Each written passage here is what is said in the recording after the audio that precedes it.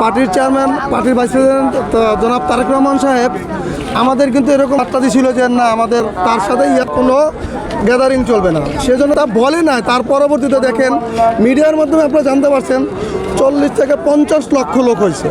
উনি যদি এই বার্তা দিত যে হ্যাঁ সবাই থাকবে, কেন উনি দেশের ভালো চায়, উনি জনগণের ভালো চায়, উনি জনগণের নেতা, উনি দেশের একজন নেতা, আপুসের নেত্রীর আপুসিং সন্তান এবং উনি জিয়াউর রহমানের সন্তান।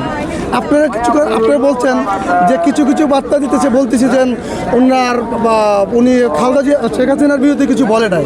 দেখেন উনি এরকম এই ধরনের লোক না, উনি হাসিনার লোকটা। উনি আমাদের দেশ নায়ক তারেক রহমান, ওনাকে কে কি বললো এইটা আসা যায় না।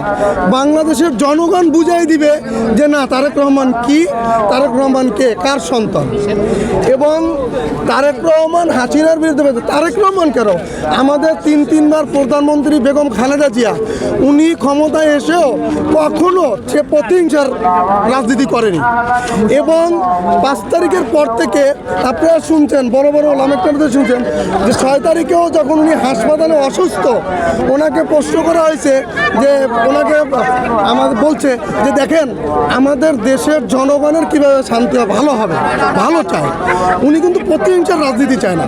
যদি প্রতিহিংসার রাজনীতি যেত 5 তারিখের পরবর্তীতে অনেক কিছু হতো না। ওনাদের একই কথা যে আমরা কোনো প্রতিহিংসা চাই না, আমরা দেশের শান্তি চাই।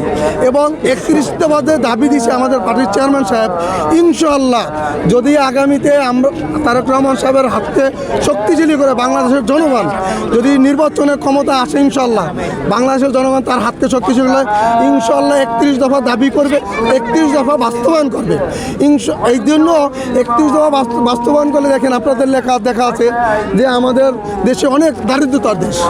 ওনার 31 দফার ভিতরে কিন্তু একটা যুক্তি আছে, দারিদ্রতার দেশ, যে উনি কীভাবে দেশকে উন্নয়ন করবে।